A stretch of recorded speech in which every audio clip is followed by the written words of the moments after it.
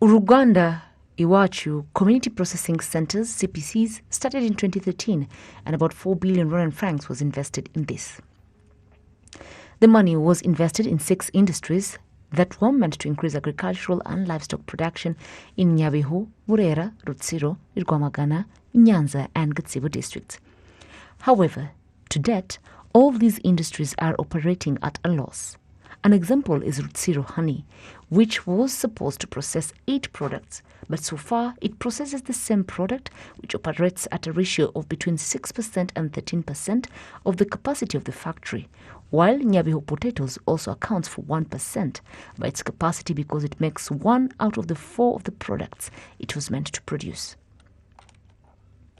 Speaking about this issue, the Minister of Trade and Industry, Honourable Beata Habyarimana, explained to the plenary sitting to the Chambers of Deputies, parliamentarians, that this was due to the fact that there was no solid research, giving Nyabihu as an example. We had problems with the Nyabihu factory. We had incomplete production chain. The investor brought the machines on the 24th of April 2015, but the factory was incomplete.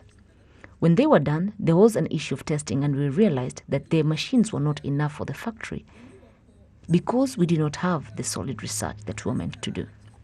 This sparked a lengthy debate with the lawmakers asking the minister if the people behind the laws have been brought to book.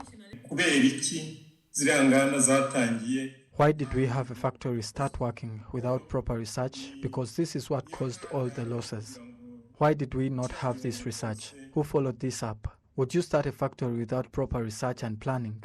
The Minister for Trade and Industry, Beata Habyarimana, then admitted to the mistakes made by the government agencies, including PDF, NIRDA and others, adding that the perpetrators have been brought to justice and that 14 million Rwandan francs have so far been recovered. Other cited examples were problems at the Gatsibo district leather processing plant, which has halted due to the lack of operating capital of 63 million Rwandan francs, which was to be provided by the shareholders, including NIRDA and PDF. In an effort to reduce the losses incurred by the industries, including the milk factory from Burera district and Nyanza ceramics, the two were handed over to the private sector, but also continues to increase the government losses. The Burera dairy factory was sold for 270 million, with the initial price standing at 790 million Rwandan francs, while the Nyanza ceramics was built at 430 million but was sold for only 88 million Rwandan francs. The issue of the Burera dairy factory is among the issues raised by President Paul Kagame during his visit to Musanze, Burera and Nyabihu districts in May 2019, where the head of state called for the privatization of these industries while looking at the benefits of the citizens and their producers.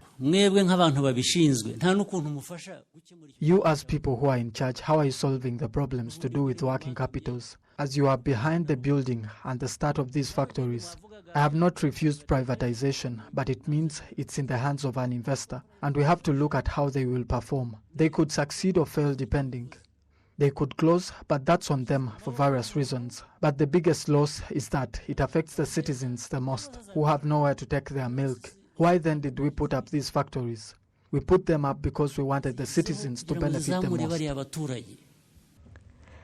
Besides the privatization of these factories, Burera and Nyanza, the government is left with 4 others, one in Rwamagana that invested worth 1.98 billion Rwandan francs, Nyabihu about 1 billion Rwandan francs, 480 million for Rutsiro, and 195 million Rwandan francs for Gatsibo.